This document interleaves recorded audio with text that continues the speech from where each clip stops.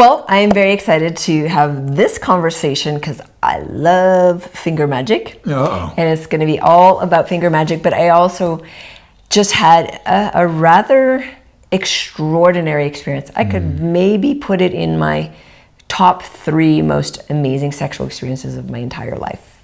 Okay, well. That I just had in the last few days. Goodness. So, and it's really... Where was I? You were there. I mean, it's been a journey. Yeah. So in terms of fingering and finger magic, I'm curious how you want to jump into that, because people are always curious, how do we touch? I mean, years ago, I remember a young person had come to me and said, oh, this happened to me at this party and it really hurt. And I said, did you want it to happen? She said, yes, but it didn't feel nice. I said, have you ever done it to yourself? She said, no. I said, you're going to need to do that so you can instruct a person. So we don't inherently know how to put fingers in a vagina. I think it's just something that... So this person was getting fingered? Yes, and they at a party. Wanted that to happen, Yes. but it didn't feel good. It didn't feel nice. It hurt the whole time. It was not nice, okay. Yeah. So she said, does it just hurt? Is that what this is? And I was like, no, it actually feels amazing. But it could hurt if it's not done right. And so I think this part of having this conversation here is to empower you, the listener, to, if you've had a negative experience, to then lean into having a positive one. If you've never had the experience, to understand how to have the experience. And if you're having great experiences, how to enhance those great experiences. And also, if you're the one on the giving side Yes. of doing the fingering, then you start to really understand how the other person's body works. Plus, to the vast potential, and why I talked about it as manual magic or something like that, is because I like manual magic. Manual magic? Yeah. Is because most people approach fingering as, I touch to get the other person off, or I touch myself to get myself off. Whereas, and I just been putting together a course around this because it's such an important skill, because there's so much more that you can do with the fingers. One of the things that you can do is, if you're not feeling much sensation and you're rather numb and you go, I'm just a person who's not sexual and so I'm bored or I don't have much sensation, you can literally start to activate sensation inside your body, around your body. It is possible. I know right now for some of you feel like, no, my body, that's not possible for my body. It is absolutely possible, at least on my behalf, before I even knew Aaron.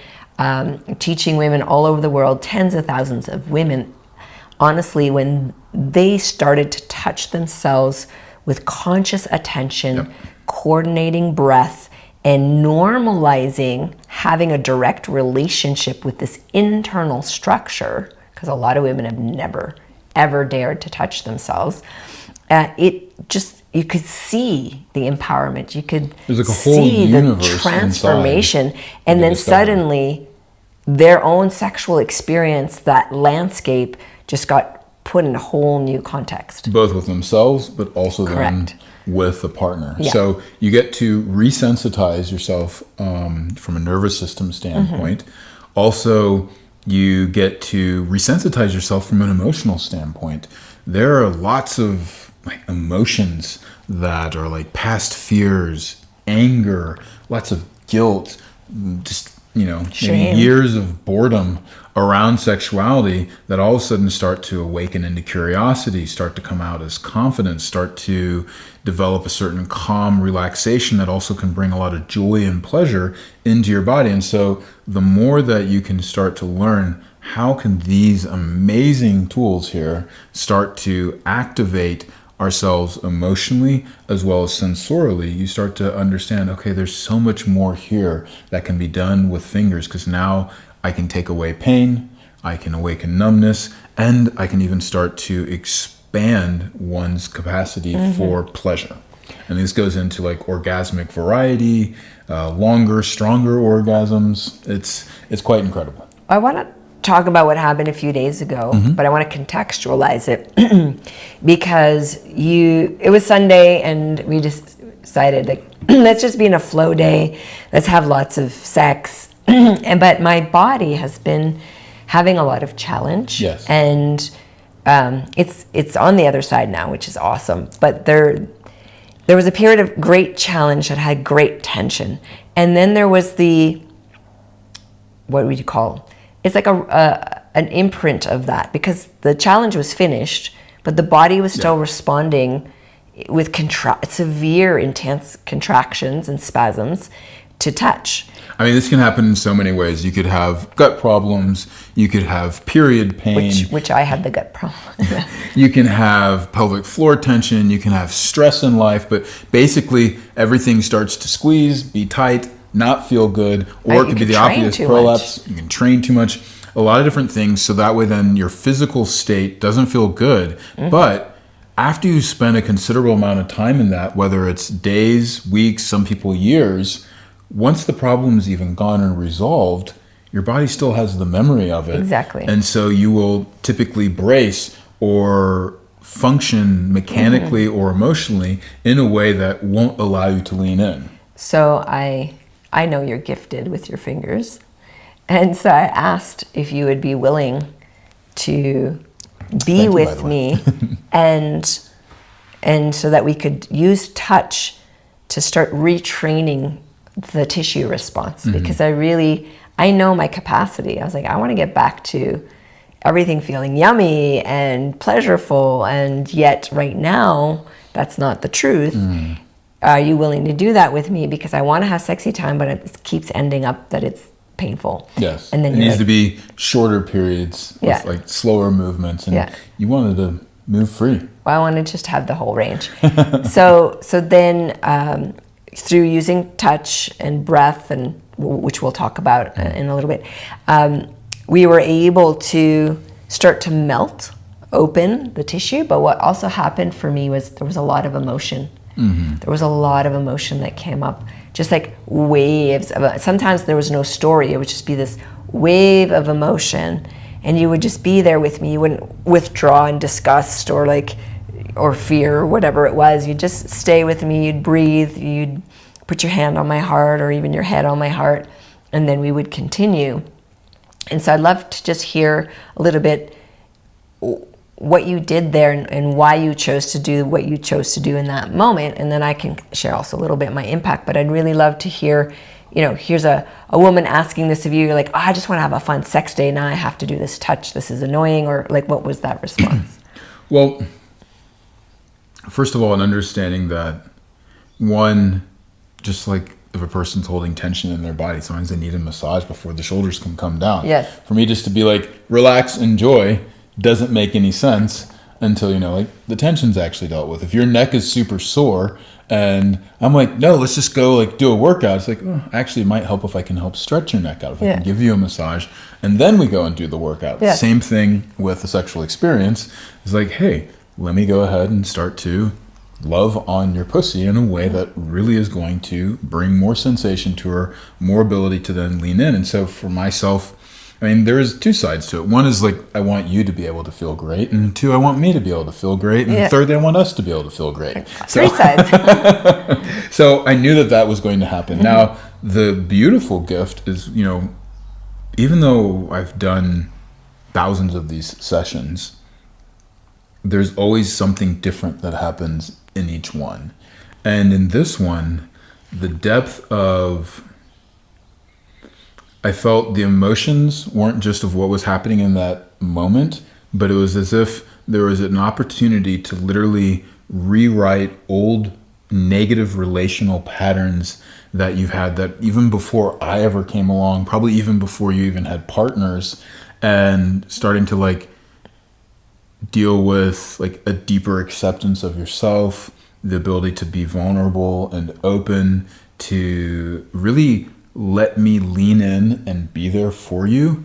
That felt amazingly empowering to me, to know that I'm dealing with such a delicate part of your psyche, of your body, and that I could leave good, positive impact there. That is just, it was as if I could feel that your entire being was just open.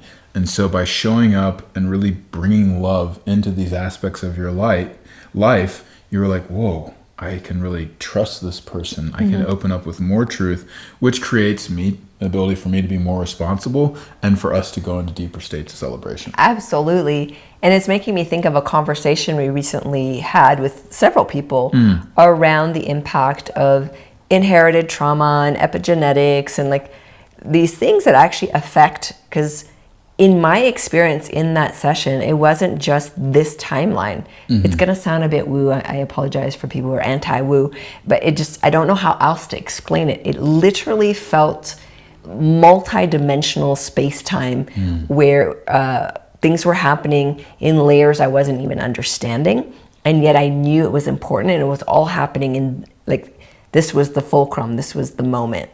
And that was quite powerful because I was partaking fully in it, and it wasn't always pleasant. I remember like yelling out "ow" a bunch of times and like crying, and there was a lot of unpleasantness, but by both of us going through it, then there'd be a melting and a release. And eventually when we finally got to the point where I'm like, I want your cock inside me, I want to actually feel you there, the continuation of the healing that also happened with the cock, and the amount of light that I felt streaming into every particle of Saida in all time directions, it felt I went into a very profound, it was a psychedelic experience on some level for me.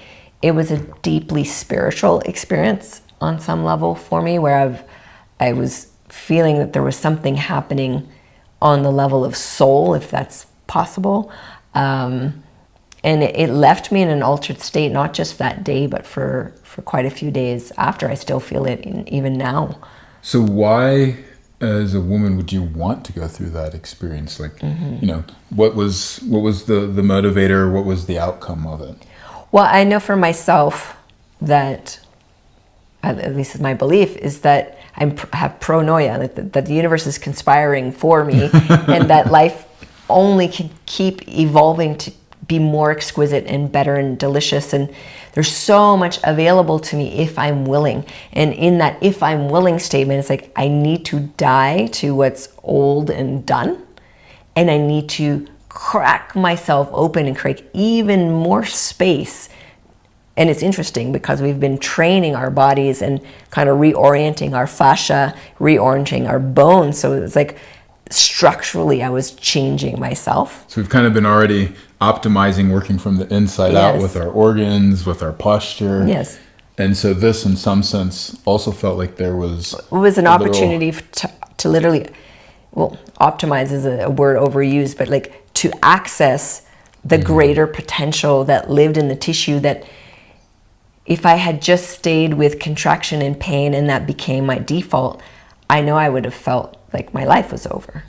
I just don't believe that I need to be in continual pain forever. It's a horrible thing, chronic pain. And so knowing that you have helped a lot of people with way more severe vulvar pain than what I was experiencing, I also had some trust. You teach people how to do this. I mean, it's what we teach couples to do all the time. This fingering course that you're designing is to really empower people how to do that even more thoroughly and with confidence. So I knew I was in good hands, quite literally, but I also knew I was in good heart. I felt I really want to make love to this man, and I want him to feel the depths of my being, not just the surface, which I felt like the surface is sweet, and it was available despite all the challenges I had. I was still remaining available erotically because I wanted to, not just for you, but for me. But you felt there was sort of a ceiling, though, in terms of how much you could move your pelvic floor, how much sensation you could feel, how much you could move, how long it could go on for. And then there was this moment, where the pain, there's a part of the pelvis, which I know you teach in that fingering course, there's a part of the pelvis when you press into it, it radiates, it's like a nerve that goes all the way down the inner leg, and it was like screaming in this session. But then afterward it was like free flow streaming of pleasureful energy that was able to then go through that same nerve system. Which is interesting because, I mean, normally that's how you just experience it, but because of the tension, all of a sudden you're experiencing this pain, which normally would be, it kind of gave you a perspective. You literally had I thought you were boring your finger into my bone, and you were just probably lightly touching. Yeah, because I would show you externally, I literally like, screamed this is how at much you, I'm and I was touching like, you. that hurts, and it was really, really, really hurting. But because you didn't flinch, you stayed with me. You were listening, you were adapting. And also I had trust, so I was breathing. And I also trusted my own body. Like, this body is phenomenal. This body has healed from so many things. I've had so much trauma in my life, and I've healed so many things. So I know she's capable.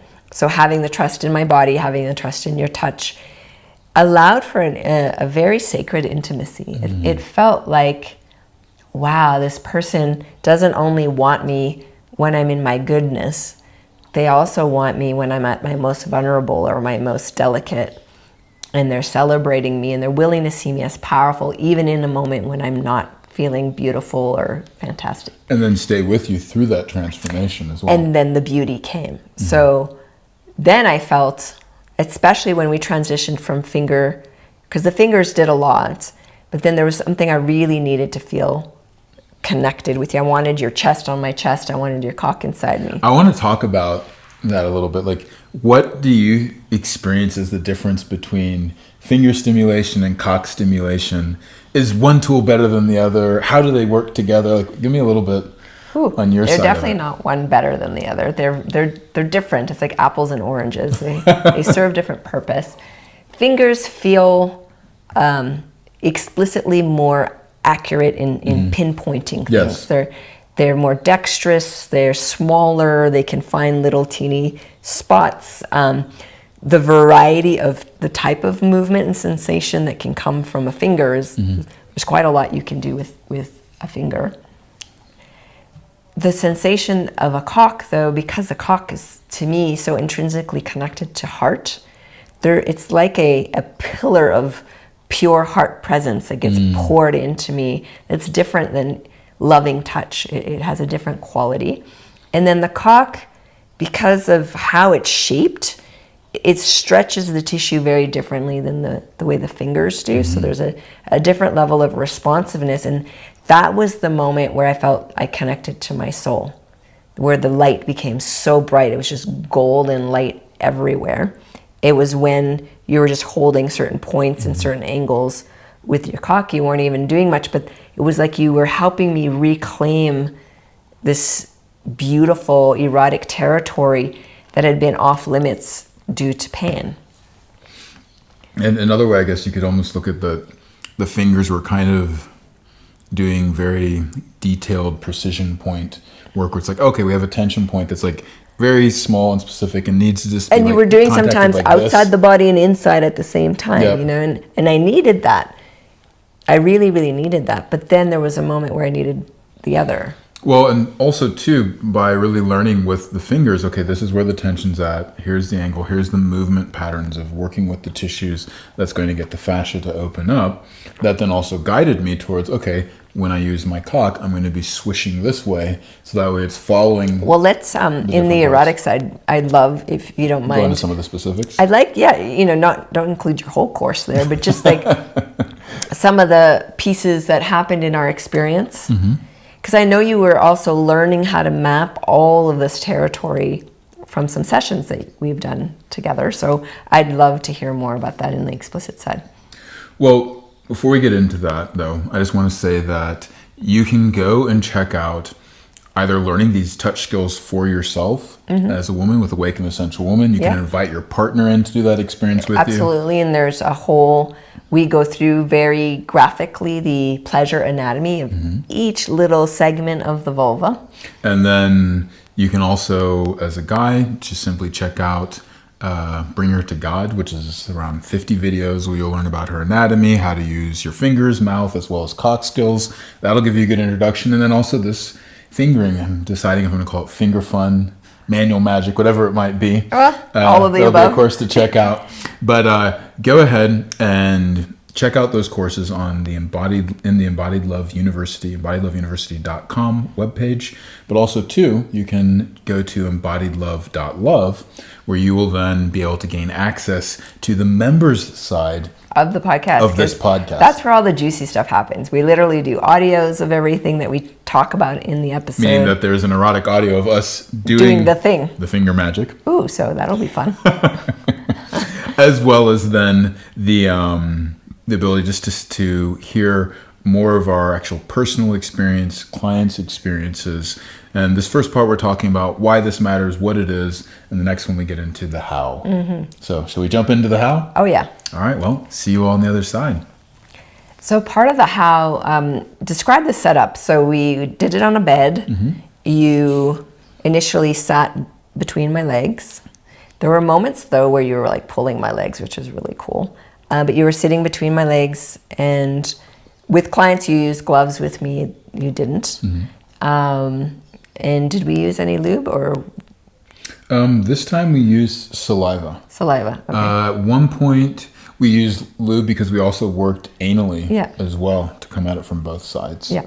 But I think a big thing you're mentioning about moving the legs and how I position myself is really that, and this is one of the pieces of this course I think that makes it stand out, is that fingering typically is all about like some sort of technique that the giver is doing. Yes.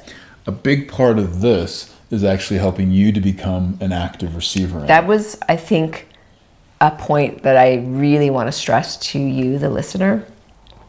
I wasn't passive in this experience.